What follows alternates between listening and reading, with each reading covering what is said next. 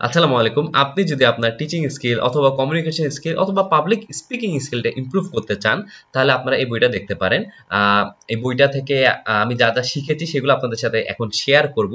আসলে বুক রিভিউ দেখার একটা বড় সুবিধা হচ্ছে, আপনি যদি জাস্ট চিন্তা করেন একজন মানুষ ১ মাস ধরে একটা বই পড়েছে, আর আপনি হয়তো ১০ মিনিটের মধ্যে পুরা বইটার একটা সামারি অথবা মেইন পয়েন্টস গুলো আপনি জানতে পারতেছেন, আর সেই বইটা আপনি পড়বেন কিনা সেটাও আপনি বুঝতে পারতেছেন। তো সেই জন্যই আসলে বুক রিভিউটা করা। তো চলুন শুরু করা যাক যে আসলে আমি এই বই থেকে কিছু কি পয়েন্ট যেগুলো শিখেছি সেগুলো আপনাদের সাথে শেয়ার করব। প্রথমটাই হচ্ছে, আমরা যে ক্লাসটাই নিই না কেন বা আপনি যে টপিকের উপর আপনি বুঝাচ্ছেন না কেন কাউরে, হতে পারে আপনি কোনো টপিক পাবলিক স্পিকার, আপনি আপনি হয়তো কোনো বিষয় শিখাচ্ছেন বা আপনি কোনো বিষয়ে ট্রেনিং দিচ্ছেন, আপনার প্রথমেই যেটা জানতে হবে, নিজেকে প্রশ্ন করতে হবে আপনার ইন্টেনশনটা কি, আর আপনার যে পুরা প্রিপারেশন সেটা কি সেই ইন্টেনশন অনুযায়ী হচ্ছে কিনা। এমন বলতে পারি, ধরেন হচ্ছে আপনার ইন্টেনশন হচ্ছে আপনি আপনি সাপোজ হচ্ছে সায়েন্স পড়াচ্ছেন যাতে হচ্ছে বাচ্চারা আল্লাহ নিয়ামত বুঝতে পারে, এইরকম কারণে আপনি হচ্ছে সায়েন্সটা পড়াচ্ছেন, আলহামদুলিল্লাহ।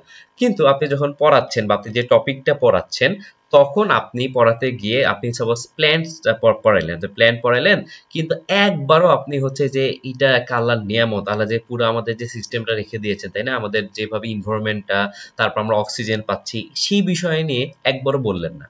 আপনি জাস্ট পড়ে গেলেন, আচ্ছা হয়তো আপনি বললেন যে এইটা হয়, থিওরিটিক্যাল অনেক নলেজ দিয়ে গেলেন, এটা স্টিম, এটা রুট, এখান থেকে এইভাবে পানি অ্যাবজর্ব হয়, অনেক কিছু শিখালেন, কিন্তু তারা কিন্তু সেই যে আপনার ইন্টেনশন ছিল, আপনি হয়তো ভাবছিলেন সেটা আপনার ইন্টেনশন, বাট সেই অনুযায়ী আপনার কিন্তু ম্যাটেরিয়ালস ঠিক ছিল না, বা আপনার হয়তো ইন্টেনশনটা হয়তো চেঞ্জ হয়ে গেছে, হয়তো আপনার জাস্ট ছিল আচ্ছা আমার কাজটা শেষ করলেই হলো, কোনো মতো ডেলিভার করলেই হলো।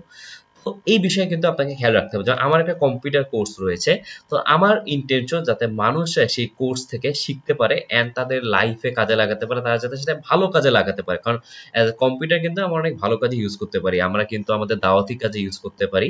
তো সেটা আমার ইন্টেনশন। তো এখন দেখা গেল আমি কিন্তু সেই কোর্সে প্রথমের দিকেই উল্লেখ করেছি যে কম্পিউটার দিয়ে আসলে আহ কিভাবে আমরা সেফ থাকবো, কারণ হচ্ছে অনেকেই আহ মনে হয় 50% এর বেশি মানুষই আসলে কম্পিউটারের বা টেকনোলজি ভালো ব্যবহার করতে পারে না, খুব কম মানুষই টেকনোলজি ভালো ব্যবহার করতে পারে। তো সেটা নিয়ে আমি একটা ওয়ার্নিং দিয়েছিলাম, কারণ আমার উদ্দেশ্য ছিল যে এই কোর্সটা বা আপনারা যে এই টেকনোলজি জানতেছেন, এটা শিখে যাতে আপনারা আবার বিপদে না যায়। অনেকেই কিন্তু চলে যায়, তো জাস্ট একটা ওয়ার্নিং দেয়া অ্যাজ এ টিচার যে বি কেয়ারফুল, এই পথে ভালো দিক দিয়ে অনেকে দেখতে আসে, যাচ্ছে ওয়াও অনেক স্যালারি হয়তো কম্পিউটার, তারপর আমার জব পাবো অনেক, কিন্তু এই বিষয়টাও খুবই বেশি ইম্পর্টেন্ট। আপনি যে বিষয় শিক্ষা দেন না কেন, হতে পারে আপনি ইংলিশ শিখাচ্ছেন, তো দেখা গেল আপনি যে এক্সাম্পল গুলো দিবেন, তখন আপনি দেখা গেল ইসলামিক টার্মস গুলো আনলেন, তাহলে তার দুইটা উদ্দেশ্যই হয়ে গেল, তাই না। আপনি আপনার উদ্দেশ্য হবে স্কলার বানানো, যাতে একজন দায়ী হিসাবে সে ইংলিশ জানে, তো আপনি যখন ইংলিশটা হয়তো শিখাবেন, তখন আপনি ইসলামিক এক্সাম্পলস গুলো দিবেন, তাহলে সে ইংলিশটাও শুনতেছে, আর আপনার তার আরেকটা উদ্দেশ্য যেটা হচ্ছে তার ইসলামিক নলেজ, সেটাও কিন্তু আলহামদুলিল্লাহ বেড়ে যাবে। তো এই বিষয়টা আপনারা দেখতে পারেন। তো এটা হচ্ছে আমার প্রথম পয়েন্ট, যে আমাদের ইন্টেনশনটা ঠিক রাখা, আমাদের ইন্টেনশন হতে ইন্টেনশনটা ঠিক রাখতে হবে। সেকেন্ড যে টপিকটা বলবো সেটা হচ্ছে নলেজ থাকা। আমরা যে বিষয়ে কথা বলবো সেই বিষয়ে আমাদের যাতে একটু হলেও জ্ঞান থাকে, ভালোই জ্ঞান থাকে, তাই না। তো আমাদের এটা হচ্ছে একটা এক্সাম্পল একজন দিচ্ছিল, তিনি একজন একটা কথা বলতেছে, রিসেন্টলি রামাদানের সেই লেকচারটা দেখতেছিলাম এনামুল চৌধুরী স্যারের, যে তিনি বললেন যে তিনি একটা এক্সাম্পল দিয়েছিলেন যে একজন দায়ী এসেছিল এক জায়গায় লেকচার দিতে, তো সেখানে এসে সে আসার পরে সে প্রিপারেশন নিচ্ছে, আচ্ছা এই পেজে কই, আচ্ছা ওটা ওই রেফারেন্সটা কই, এইরকম অবস্থায় তিনি বলতেছিলেন। তো এইটা কিন্তু আসলে হয়ে থাকে, অনেক ক্ষেত্রেই হয়ে থাকে যে কারণ অনেক সময় যে আপনি যখন প্রথম তখন হয়তো প্রিপারেশন নেন, বাট বারবার প্রিপারেশন নিতে চান না, বা যখন একটু আপনার এক্সপিরিয়েন্স হয়ে যায়, তখন আপনার সেটার প্রতি আগ্রহ কমে যায়। তো এইটা আপনার ক্ষেত্রে একটু খেয়াল রাখতে হবে, যে দেখা গেল আপনার আগ্রহটা কমে যাচ্ছে, অথবা আপনি কোনো কারণে সেই সিরিয়াসনেসটা দেখাচ্ছেন না, এটা কিন্তু খুবই হার্মফুল।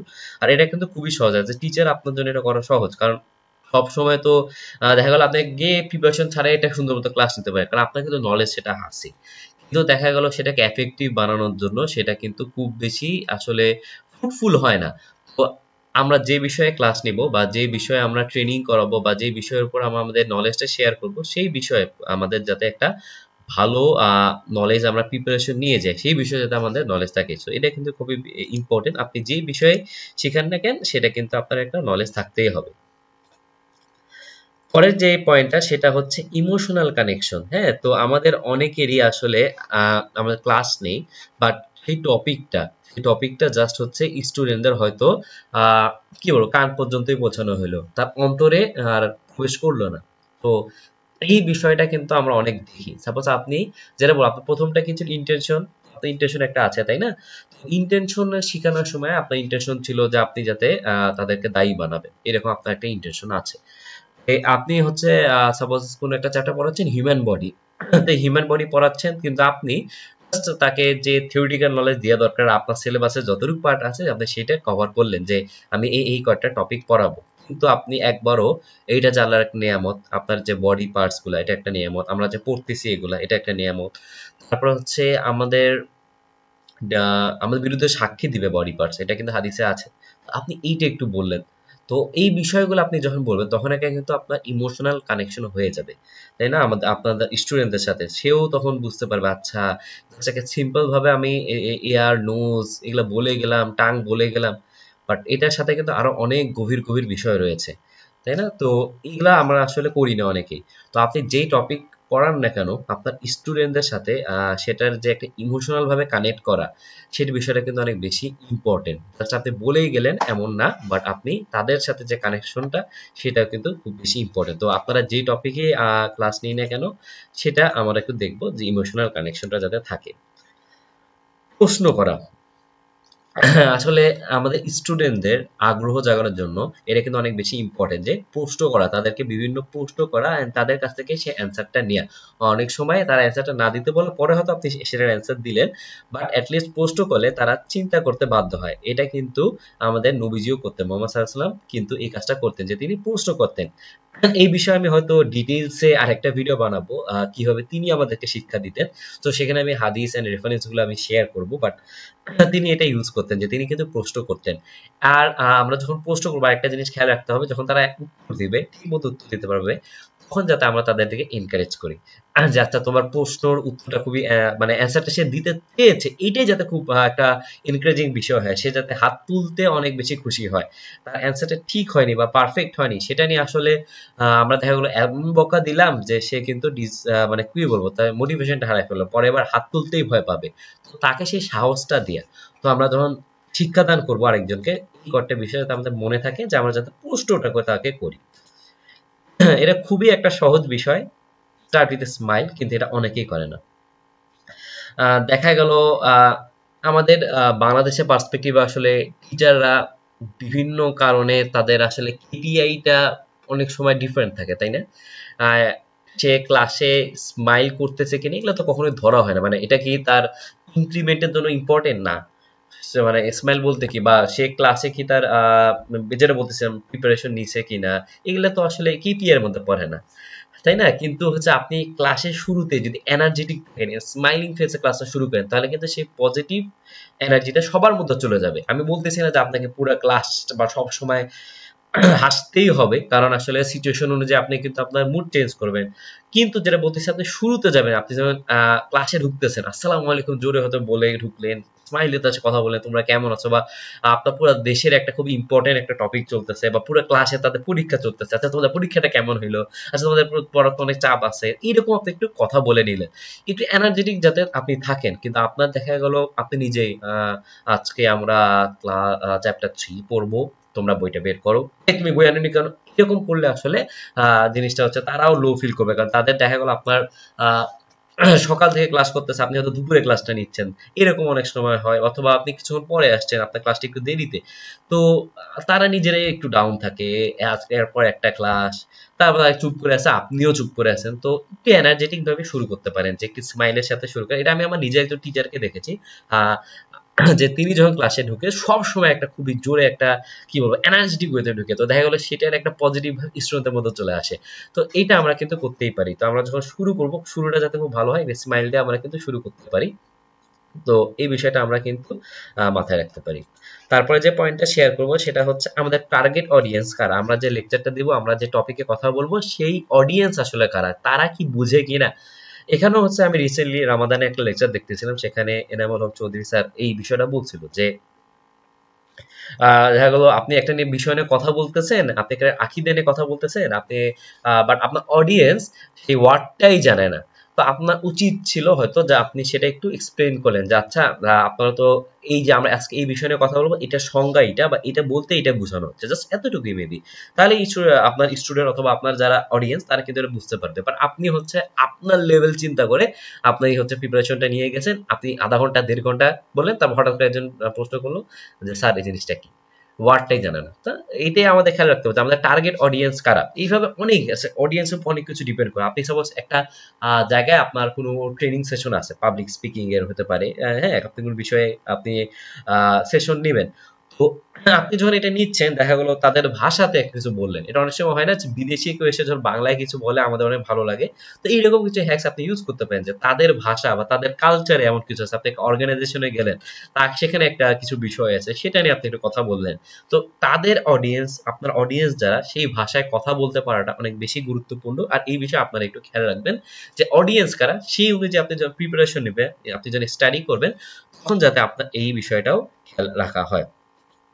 তারপরে যে পয়েন্টটা বলবো সেটা হচ্ছে আপনি আপনার পুরো টপিকটাকে ইন্টারেস্টিং করার জন্য ভেরি ইম্পর্টেন্ট, সেটা হচ্ছে বিভিন্ন এক্সাম্পল দেয়া, স্টোরিজ দেয়া, স্ট্যাটস ইউজ করা। আপনি যখন নাম্বারস নিয়ে কথা বলবেন, তখন স্টুডেন্টরা সেটার দেখা গেলো বিশ্বাস একটু বেড়ে যাবে, বা তারাও মজা হবে, ও এত পার্সেন্ট মানুষ সেটা করে, তাই না? এইরকম বিষয়টা। যেমন আমি হচ্ছে বিজনেস মিটিং নিয়ে হচ্ছে অ্যানালাইসিস করতেছিলাম, তো সেখানে স্ট্যাটস দেখানো হচ্ছিল, যিনি ও বলতেছিলেন যে 50%-এর বেশি মেবি হচ্ছে বিজনেস মিটিং লেটে স্টার্ট হয়, মিটিং গুলো লেটে শুরু হয়। তারপর অনেক 30%-এর মতো মিটিং এ হচ্ছে মানুষরা ডিস্ট্রাক্টেড থাকে, অনেক মিটিং এত পার্সেন্ট হয়তো সাপোজ হচ্ছে আউটসাইড দ্য টপিক কথা বলে।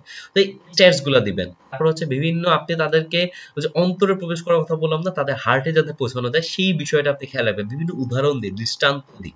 আমাদের নবীজি কিন্তু সেটা করতেন। হ্যাঁ, একজন তার কাছে আহ অনুমতি চেয়েছিল যে জেনা করতে চাই, তখন কিন্তু তিনি ডাইরেক্ট বলেননি যে আচ্ছা করিও না এরকম।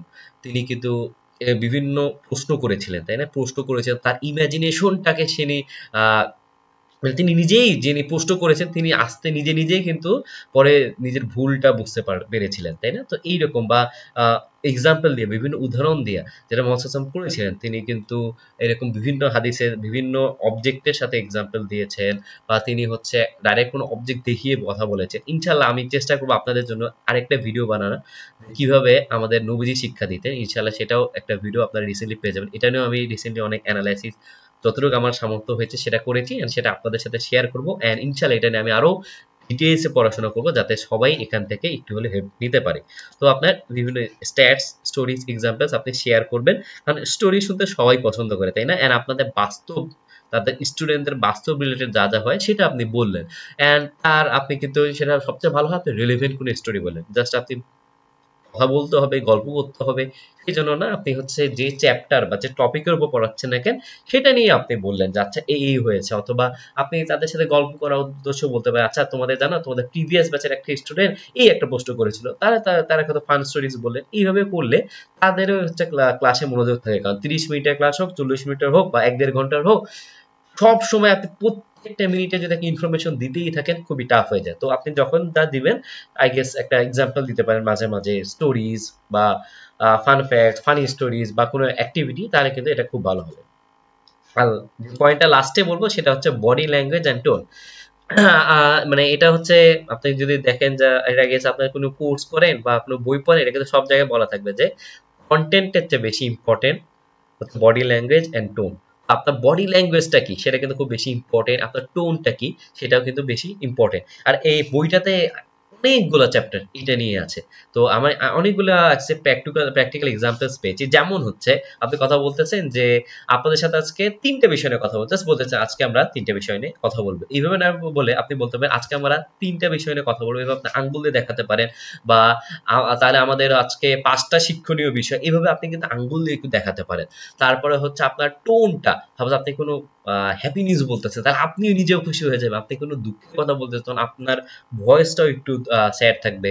আমাদের অনেক সময় টিচারদের দেখি, যেহেতু আমি এই প্রফেশনে দেখেছি অনেক মানুষ যে খুবই স্যাড থাকে, আচ্ছা সবসময় খুশি নিয়েছো, কিন্তু আপনি যে কারণ জিনিসটা অনেক সময় হয়ে যায় কি, যে টিচার জিনিসগুলা অনেক মাঝে মাঝে হচ্ছে রিপিট, আপনি একটা ক্লাস 3 বার নিলেন, 5 বার নিলেন বা আপনার একই ব্যাচ বিভিন্ন ব্যাচ করতেছে, আপনি টপিকটা যখন প্রথমবার বলছেন আপনি হয়তো এক্সাইটেড ছিলেন, আপনি হ্যাপি ছিলেন বলার সময়, কিন্তু আপনি 5 নাম্বার বার বলতেছেন, আপনার নিজেও ওই হ্যাপি নিউজটা দেওয়ার সময় বা হ্যাপি স্টোরিটা বলার সময় আপনি এইভাবেই আপনি খুবই মানে কি বলবো, একদম স্টুডেন্টরা কি বলবো যে একই টোন বলতেছে, কোনো চেঞ্জ নাই। এটা কিন্তু আমাদের ইমপ্রুভ করা উচিত। তো এই বিষয়গুলো আমি আসলে এই বই থেকে শিখেছি। অ্যান্ড আপনারা যারা এই বিষয়টা ইমপ্রুভ করতে চান, আমি ইনশাল্লাহ সামনে আরো আপনাদের সাথে রিসোর্সেস শেয়ার করবো কিভাবে আমরা আমাদের এই টিচিং অ্যাবিলিটিটা আর একটু ইমপ্রুভ করতে পারি যারা টিচার, অথবা আমরা কিভাবে আর একটু ভালো পাবলিক স্পিকার হতে চাই, সেই বিষয়গুলো নিয়ে আমি কিন্তু আপনাদের সাথে নলেজ শেয়ার করব। ইনশাআল্লাহ আমি আমার আরো কিছু আর্টিকেল লিংকস দিয়ে দিব নিচে, আপনারা যারা হচ্ছে এই বিষয়ে আরো নলেজ চান তারা সেগুলো পড়তে পারেন। অ্যান্ড আপনারা যারা টিচার তারা অবশ্যই হচ্ছে আশা করি যে ভিডিওটা থেকে কিছু হলেও শিখতে পেরেছেন যেটা আপনারা কাজে লাগাতে পারবেন। এই ভিডিওতে এতটুকুই। আসসালামু আলাইকুম।